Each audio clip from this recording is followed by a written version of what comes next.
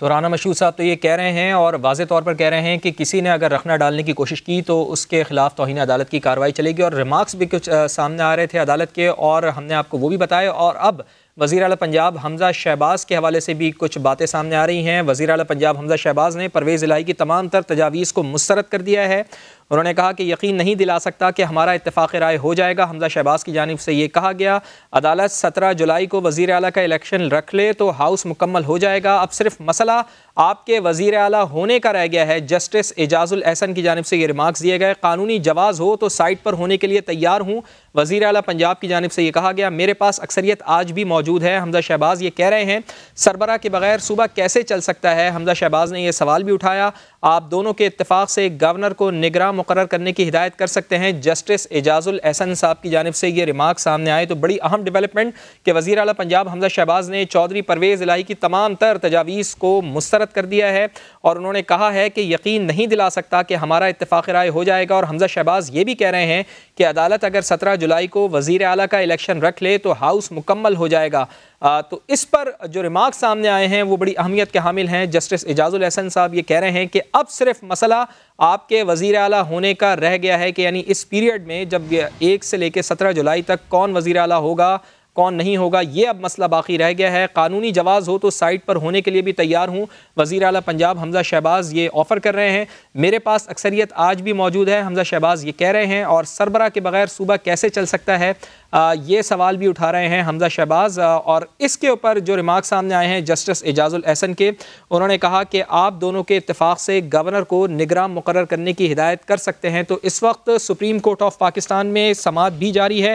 P T I کی درخواست پر ایک بار پھر سماعت شروع ہوئی ہے۔ سپریم کورٹ نے کہا تھا کہ 4 بجے ہم فیصلہ سنا دیں گے، لیکن ابھی چونکہ سماعت چل رہی ہے اور سماعت کے دوران بات چیت کی جا رہی ہے، باقاعدہ پوچھا جا رہا ہے، اور حمزہ شہباز صاحب کی جانب سے بھی جو باتیں سامنے آئی ہیں وہ ہم آپ کو بتا رہے ہیں، جس میں حمزہ شہباز یہ کہہ رہے ہیں کہ اگر کوئی قانونی جواز ہو تو اس کے ساتھ ہی میں سائٹ پر ہونے کے لیے بھی تیار ہوں۔ منصور علی خان صاحب بھی ہمارے ساتھ موجود ہیں، نعیم حنیف صاحب بھی ہمارے ساتھ موجود ہیں۔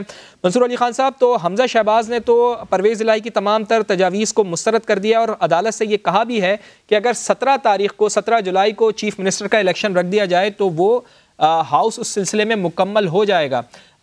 آپ سمجھتے ہیں کہ اب واقعی صرف اور صرف مسئلہ یہ رہ گیا ہے کہ 1 تاریخ سے لے کے اور جب تک حمزہ شہباز یا چودھری پرویز الہی کے درمیان مقابلہ نہیں ہوتا، چیف منسٹر کا انتخاب نہیں ہوتا، اس وقت تک قانونی طور پر سربراہ کون ہوگا، آئینی طور پر سربراہ کون ہوگا، صوبے کا کیپٹن کون ہوگا، اب صرف یہ مسئلہ رہ گیا ہے، اور اس کے لیے کوئی عدالت فیصلہ جاری کر سکتی ہے؟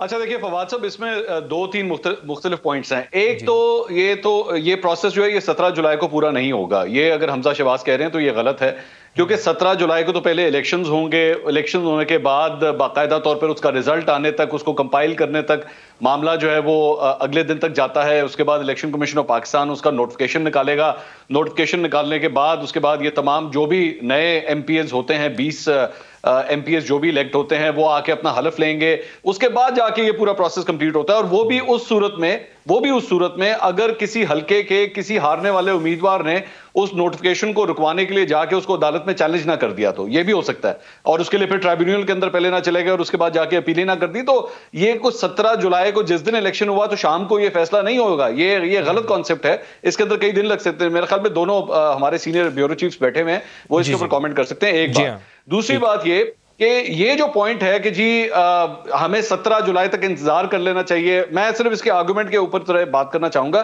دیکھیے پاکستان تحریک انصاف کی وہ جو 5 سیٹیں تھیں نا، وہ جو 3 خواتین کی اور 2 اقلیتی نشستیں تھیں جس کا notification election commission of Pakistan نے روک رکھا تھا، ان کا یہی کہنا تھا کہ جی پہلے 17 جولائی کے الیکشنز ہو جانے دیں، اس کے بعد جو بھی ہاؤس کے اندر پاکستان تحریک انصاف یا نون لیگ کی جو بھی اسٹرینتھ ہوتی ہے اس کے مطابق یہ سیٹیں ایلوکیٹ ہو جائیں، انہوں نے یہ آرگومنٹ لیا تھا۔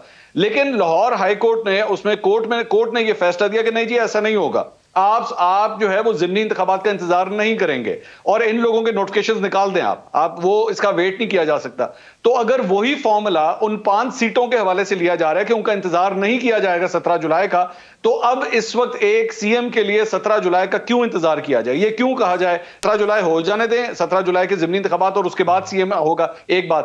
دوسری بات یہ جو سوال کیا گیا پرویز الہی صاحب سے، ججز کا بہت احترام ہے، لیکن میرا صرف ایک چھوٹا سا اس کے اوپر نکتہ ہے کہ کیا کسی اوپوننٹ سے آپ یہ پوچھ سکتے ہیں کہ جناب آپ بتائیے آپ کو کیا حمزہ شہباز وزیر اعلیٰ قبول ہے؟ یہ تو بالکل وہی والی بات ہوگی کہ عمران خان صاحب سے جا کے آپ پوچھیں گے جناب یہ بتائیے کیا شہباز شریف صاحب آپ کو بطور وزیر اعظم قبول ہے، تو obviously جواب کیا ہوگا؟ جواب یہی ہوگا کہ نہیں جی مجھے قبول نہیں ہے. سو آئی تھنک ہمیں پرویز الہی صاحب کی گواہی نہیں چاہیے اس کے لیے کہ جناب آپ کو فلاں بندہ قبول ہے. یہ تو کل کو الیکشنز ہو بھی جائیں، ان کی اسٹرینتھ بڑھ بھی جائے، آپ تب بھی پرویز الہی سے پوچھیں گے جناب آپ کو حمزہ شہباز بطور وزیر اعلیٰ قبول ہے، تو وہ یہی کہیں گے جی مجھے قبول نہیں ہے. سو میرا خیال میں ایکچولی اس کو 17 جولائی تک لے کے جانا، میں ندیم ملک صاحب کی بات سے اگری کرتا ہوں. It seems a wrong argument. آپ کو اس وقت ایک ملک کا یہاں پہ صوبے کا وزیر اعلیٰ ہونا چاہیے، وہ بے شک بعد میں جا کے تحریک عدم اعتماد کے ذریعے آپ ان کو ہٹا دیں.